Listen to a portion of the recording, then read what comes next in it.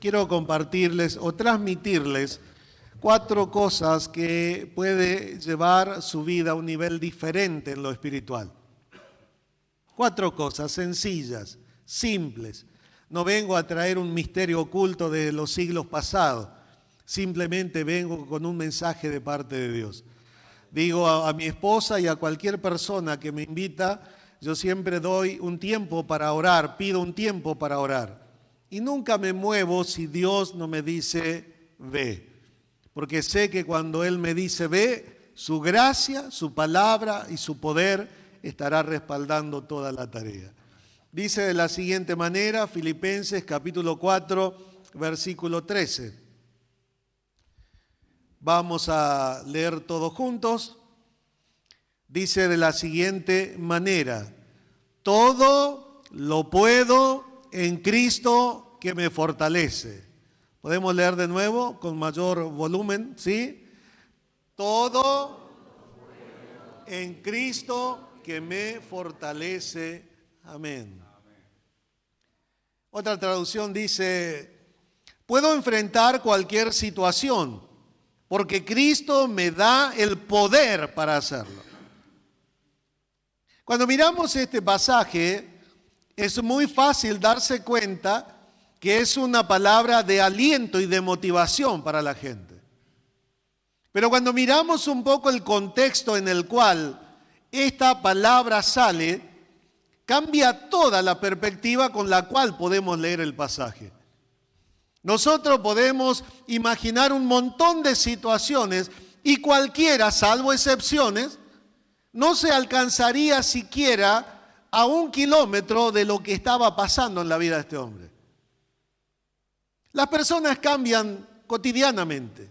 Usted se levanta un día bendecido y dice, hoy será un día de mucha bendición, hasta que alguien le choca el auto en la esquina. Y usted empezó allí a hablar en lengua extraña y recordó Pentecostés o Pestecostés y comenzó allí y ya volvió a la casa nerviosa y puso nerviosa a toda la familia y ya llamó a los vecinos y ya llamó a un abogado y llamó al otro porque desconfió del primero y llamó al seguro y llamó al defensor del consumidor, es decir, por todos lados, y terminó ese día hecho una porquería. Nuestras vidas son así. Nuestro día a día, usted se levanta sano, salió afuera, se creyó que todavía era jovencito y no se dio cuenta que los almanaques fueron pasando. Y de repente el viento frío que entró ya empezó a estornudar. Y siempre hay alguien positivo al lado que le dice, te vas a engripar. Vio que la gente es positiva ahí. Y el otro dice, que no te dé neumonía.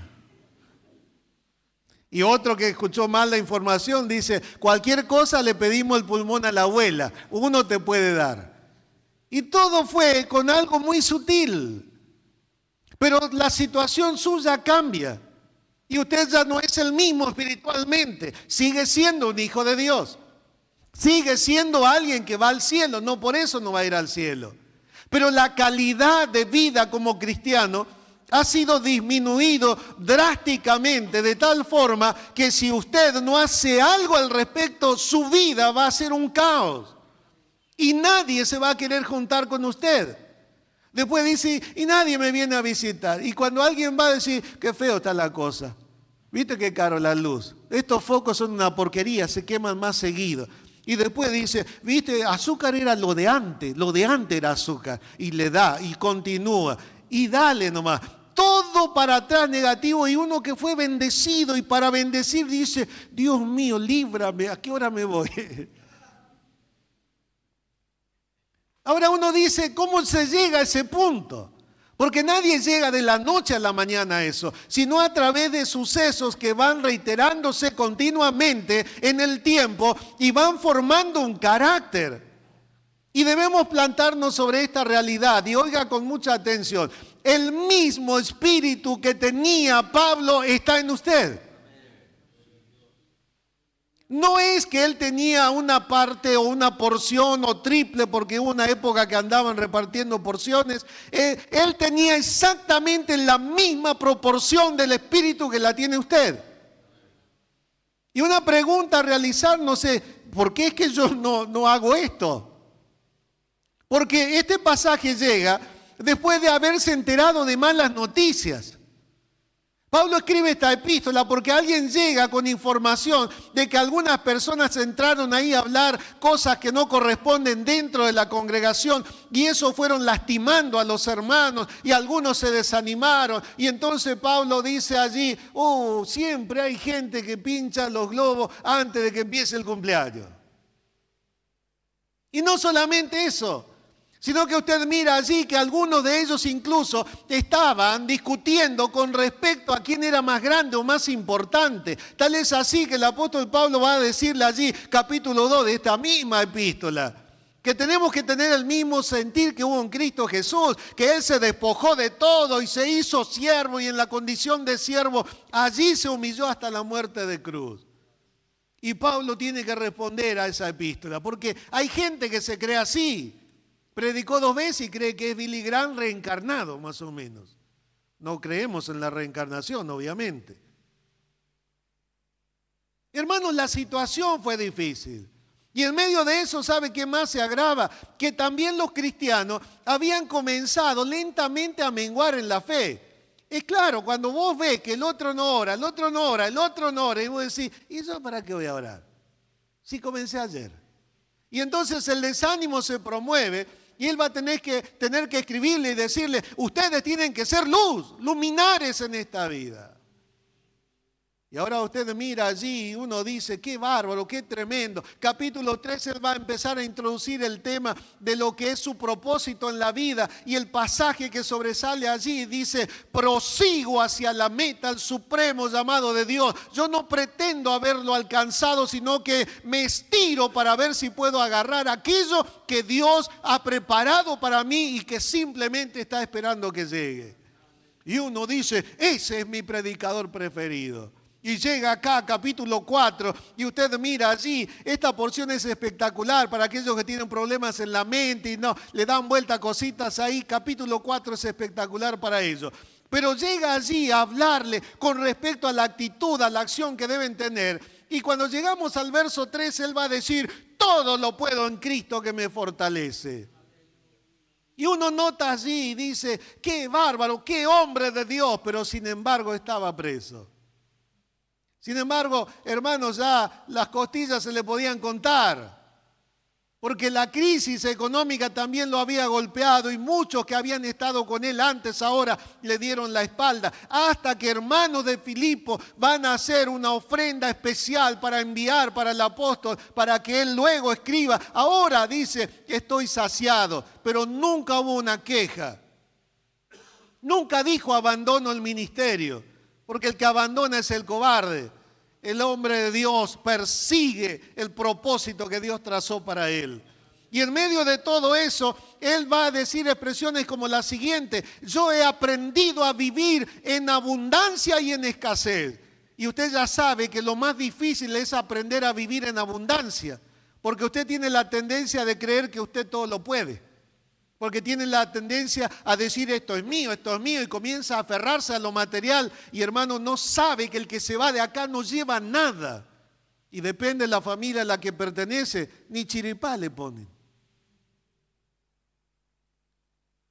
Tenemos que entender que esta expresión viene de alguien que está realmente muy, pero muy metido en circunstancias difíciles, pero que aún así él puede mirar a todos aquellos porque los conoce. Él formó la iglesia en Filipo y él recorre la mente, el rostro de cada uno de ellos y dice: todo lo puedo en Cristo que me fortalece, porque esa es la actitud de un hijo de Dios. Podemos tener problemas, pero nosotros tenemos un altar donde tenemos que ir a orar, a clamar, a llorar, a dejar nuestras penurias y recibir de Él la fuerza que da para que podamos decir también: todo lo puedo en Cristo que me fortalece. 4 cosas que quiero que usted pueda entender hoy y llevar a su casa, tal vez como una lección sencilla. ¿Qué es lo que hace que en la vida de Pablo tenga esa fortaleza?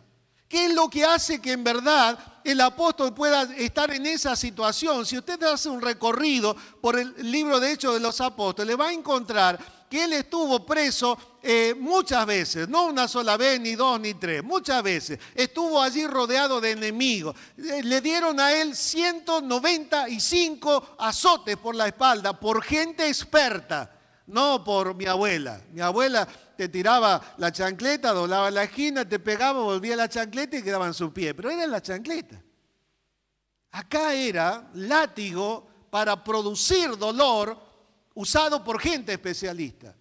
Ahora, en medio de todo eso, ¿qué lo hizo tan fuerte al apóstol Pablo? Y de eso yo quiero hablarles a ustedes y darle estas 4 cosas. La primera de ellas es pasar tiempo a solas con Jesús. ¿Escuchó o no? La salvación es personal. Usted puede ir al cielo y su esposa no. No, vamos a mandar a la esposa primero. La esposa puede ir al cielo y usted no. Porque la salvación es personal. Usted dice, Señor, quiero, el Espíritu Santo viene, habla a tu corazón a través de un mensaje, y ese mensaje te hace ver tus miserias, y tus miserias te llevan a ver que hay uno solo que puede salvarte y perdonarte, que es Jesucristo. Y allí es donde el Espíritu Santo dice, si quieres, es tuyo ahora. Y usted dice, y no sé, y sí, o dice no. Pero depende de usted. Ahora, en medio de todo esto, notamos acá que la vida de Pablo fue alguien que pasó abundante tiempo con Jesús. Usted va a mirar el libro de Hechos, hay un encuentro poderoso. Él no estaba buscando a Dios, él buscaba cristianos para meterlos presos. Ahora, en medio de ese caminar, aparece Jesús, y cuando Él aparece, su vida cambia literalmente, hay 180 grados, que gira su forma de conducirse. Ahora Él se tornó en siervo de Jesucristo, dejó la religión, dejó la vida farisaica, y ahora sí va a tener lo que Cristo vino a dar, que es vida abundante. Fue tan lindo ese encuentro, que no dice allí qué más se habló. Cuando lleguemos al cielo preguntemos, tampoco entremos allí a dar vuelta y a filosofar con respecto a ello.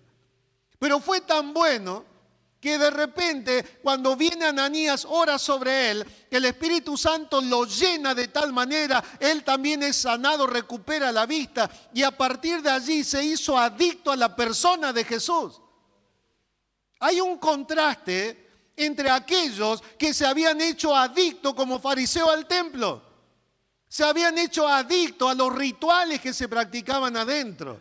Se habían hecho adictos a los cánticos, los salmos desde el 120 al 134, sume usted el 118 en la celebración pascual, y todos los salmos que se cantaban en ocasiones especiales. Qué lindo, qué lindo, qué lindo. Pero el corazón de ese pueblo estaba lejos de Dios.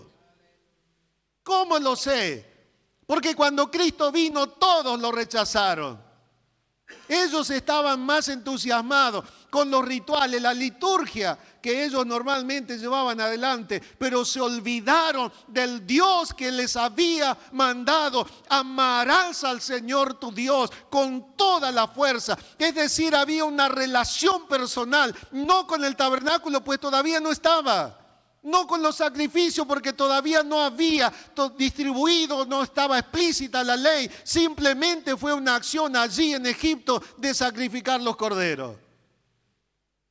Había una relación personal.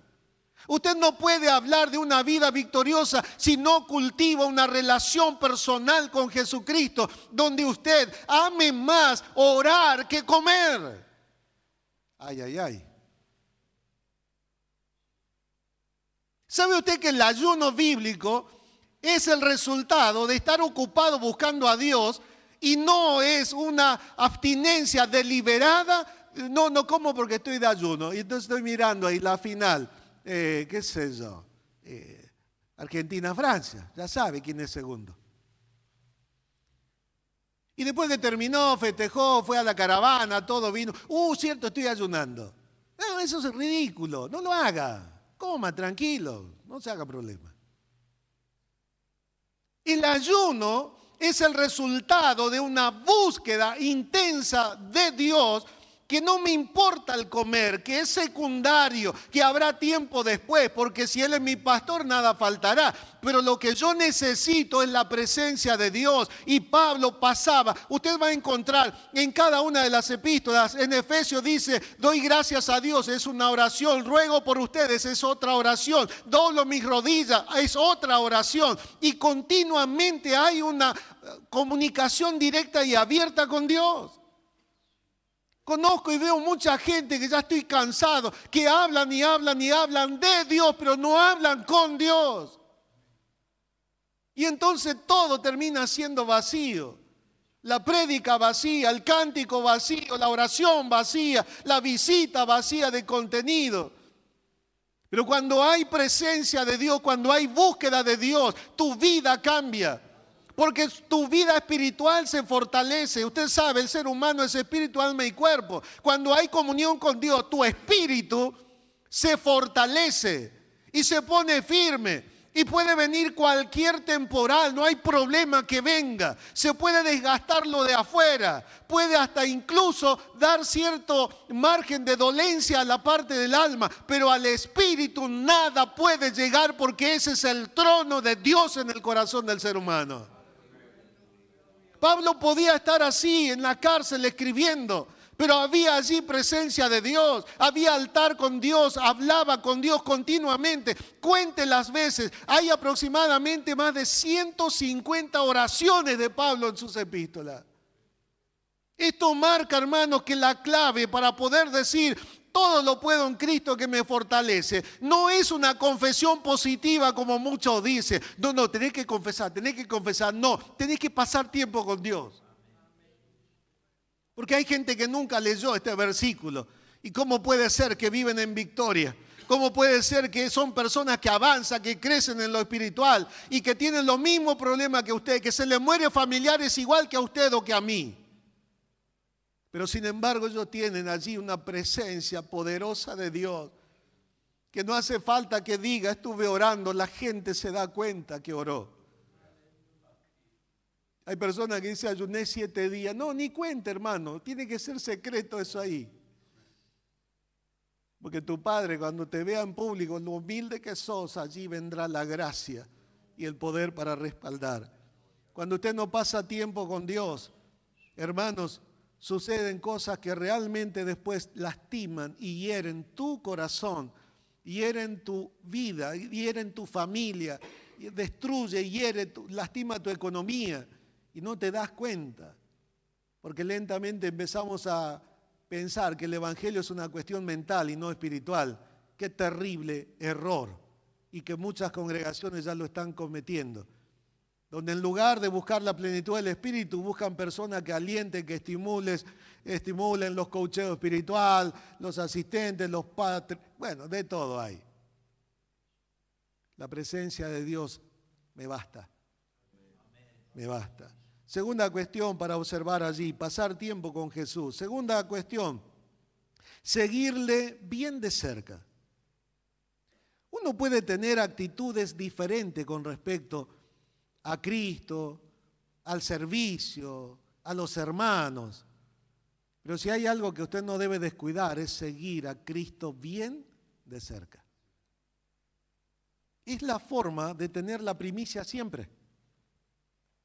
En el Antiguo Testamento hay una expresión que dice, si hubieran estado en mi secreto, hubieran oído mi voz y la hubieran hecho saber al pueblo.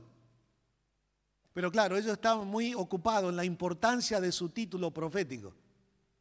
Yo pertenezco a la escuela tal, yo pertenezco a la otra escuela.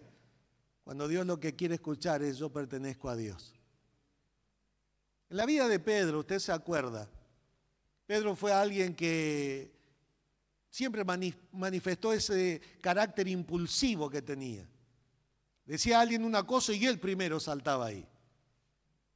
Es bueno eso. Porque hay sinceridad, él es así, o Dios lo cambia o no lo cambia nadie. Y él comenzó a seguir a Jesús de lejos, ¿se acuerda? El momento más crítico de Jesús, Pedro estaba lejos. Empezó a seguir de lejos, estuvo allí mirando cómo las cosas acontecían, Y cuando alguien está lejos, hermano, lo primero que pasa es que comenzás a tener una versión distorsionada de la realidad. No es lo mismo. El chismoso, ¿qué quiere estar? Primero. Si hay un accidente, se llena de gente ahí, pero no para donar sangre, para sacar fotos y subir a su estado. Compartir en Instagram, no sé qué usa. Nosotros tenemos que aprender a seguir bien de cerca para poder oír su susurro incluso. Poder percibir el ritmo de caminar. Aquí, ¿cuántos son padres? A ver, bueno, abuelos veo a varios, ¿no? Y conozco, ¿verdad? Pero padres.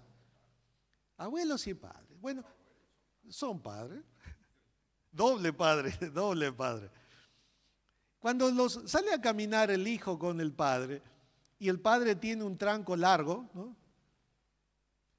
Cuando el hijo admira al padre, va a tratar de hacer el mismo paso, aunque no le sale. Y quiere caminar al lado del padre, y hace su pasito así. ¿Por qué? Porque admira al padre. Y entonces está al lado del padre y copia. Si nosotros no estamos cerca de Jesús, ¿cómo podemos seguir sus pisadas? Seguir sus pisadas significa seguir su ritmo. Entonces yo tengo que seguir el ritmo que tiene el Señor en cuanto a la voluntad para con mi vida. Él sabe dónde debo entrar y Él sabe cuándo debo salir. Él sabe a dónde debo ir, Él sabe cuándo debo quedar. Él sabe cuándo debo hablar y cuándo debo callar. Y entonces si estoy cerca de Él, puedo percibir su voluntad, puedo seguir su ritmo y puedo ser una persona de bendición. Porque cuando muchos pensaban que de repente Él estaba descuidado de sus discípulos, sin embargo, Él se acerca en medio de la tempestad para poder calmar las tormentas que había allí. Pero hermanos, necesitamos estar cerca de Él. ¿Cuán cerca está? Sí, ya sé que sabes el himno. Cerca, muy cerca. Nadie quiere que se lo cante, ¿verdad? Hermanos, tenemos que buscar esa cercanía con Dios en su presencia. Porque de lo contrario nos vamos alejando. Y así como el fuego, ahora que ustedes usan mucho aquí leños, la estufa, esa leña que tienen la mayoría o muchos por lo menos, ustedes si no colocan un tizón, eso se apaga y quedan cenizas. Y nadie va a sacar foto a las cenizas. Nadie se calienta con las cenizas. Porque llega un momento que también se enfría. Tenés que pasar tiempo con Dios. Tercer lugar, confiar en la fuerza de Dios. La vida de Pablo fue así. Él menciona y él dice, todo lo puedo en Cristo que me fortalece. Él escribe a Timoteo y le dice, saca fuerza de la gracia. Es decir, fortalécete en la gracia que es en Cristo Jesús, porque nuestras fuerzas se acaban. Nosotros nos cansamos. Si usted no va a dormir dentro de un rato, se cae allí, hermano, porque algunos están con cara de sueño. Se ve que al mediodía cortaron el ayuno de 4 días. Hermanos, necesitamos nosotros entender que no es con mi fuerza, es con la fuerza de Dios. Muchas personas creen que servir a Dios está limitado a tener un talento, a tener un don. El don, si no está pegado, ligado, cercano, allí en una unión tan pero tan íntima con el Señor, hermano, no pasa nada. Hay muchos ministros que están sentados, evangelistas que están quedados, precisamente porque ellos han descuidado pasar tiempo a solas con Dios, han descuidado su cercanía con la persona de Jesucristo, y entonces no hay fragancia. No hay fragancia. La vez pasada estaba en la casa de alguien que había hecho chorizo casero. Yo sé que a algunos les gusta, la mayoría no, pero bueno. Y me dice, venga, pastor, ¿sabe cómo se hace esto? No, le digo, no. A veces como, pero no sé. Y entonces agarró, me mostró unos aparatitos ahí que tenía y dice, venga a ver. Y abrió una compuerta ahí, una puerta, una piecita oscura y todo eso. Y yo entré para mirar y salí con un olor a chorizo. Un olor a chorizo había ahí. No, riquísimo, quería morder mi ropa a la noche. Claro, porque te impregnás del olor. Ahora, cuando vos estás cerca de Cristo, ¿qué es lo que vas a tener? Fragancia celestial. Fragancia que en verdad va a estimular al otro a ser igual que vos. Va a ser igual. No confiar en tu fuerza, porque cuando estás confiando en tu fuerza se te agota. Pero aquel que espera en el Señor, dice la Escritura, tiene nueva fuerza, levanta alas cual águila y se eleva por las alturas, por encima de la circunstancia que hay. ¿Sabe por qué? Porque está confiando en el poder de Dios y no en su capacidad. Me apasiona la historia bíblica. Todo Antiguo Testamento es historia, los Evangelios es historia, Hechos es historia. Y veo a un Josué. Acompáñenme mentalmente a la historia de Josué. Ellos están allí preparándose. Dios primero trata con él. En segundo lugar, le va a dar instrucción y le dice, tiene que esperar acá. Y de repente llega el día y Dios dice, hoy vamos a cruzar. Y ellos van a cruzar. Y uno dice, 40 años esperando y me tiene acá. Es que Dios sabe cuándo se va a mover. Cruzaron el río Jordán, estaban en la tierra prometida. Las murallas de Jericó se veían a la distancia, no está lejos. Pero sin embargo Dios dice, tranquilo, vamos a hacer una fiesta. Hicieron allí la circuncisión, practicaron otra vez la celebración de la Pascua, tomaron una piedra, levantaron allí un memorial y todo eso. Y uno dice, che, ¿por qué no vamos? Pero ¿sabe qué me apasiona a mí? Que esa gente que cruzó el Jordán, ni uno estaba apurado porque sabía que si la presencia de Dios no va con ellos, no hay oportunidad de triunfo. Confiar en la fuerza de Dios, confiar en la guía de Dios. La Biblia enseña mucho con respecto a eso, hermano. Voy a tirar títulos nada más. Usted puede ser muy inteligente y quiera al Señor que así sea. Pero su inteligencia no alcanza para que su casa esté bien fundamentada. Usted debe buscar de Dios y confiar en Dios. Usted puede ser una persona que tal vez sabe todos los oficios. Y usted dice, no, yo hago de lo que... Pero si el Señor no le da la fuerza, usted mañana no hace nada. La fuerza de Dios. He escuchado a predicadores decir, no, yo voy, no, yo hago. Muy bien, yo tranquilo, me gusta mirar, porque el final es lo que te dice si estaba bien o no. Y se fue y no, salió todo mal, no, que esto y que lo otro. Y yo le miro y me sonrío nomás. ¿Para qué le voy a decir algo si ya se dio cuenta que Dios no lo mandó? No confiar en tu capacidad ni en tu fuerza. En tercer lugar, confiar, dije, en la fuerza de Dios. Y en cuarto lugar, evitar las malas compañías. Evitar las malas compañías.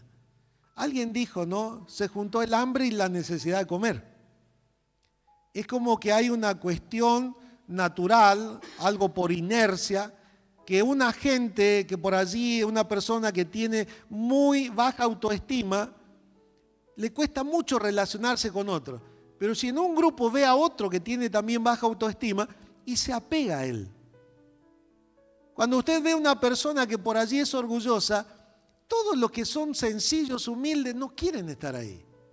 Pero hay otro orgulloso que se acerca y entre los dos compiten su ego. Hermanos, en la fe es exactamente igual. Usted tiene que tener mayor tiempo de relación con personas que lo estimulen a crecer. No personas que le digan, no, está todo bien, está todo bien, está todo bien, si está todo mal.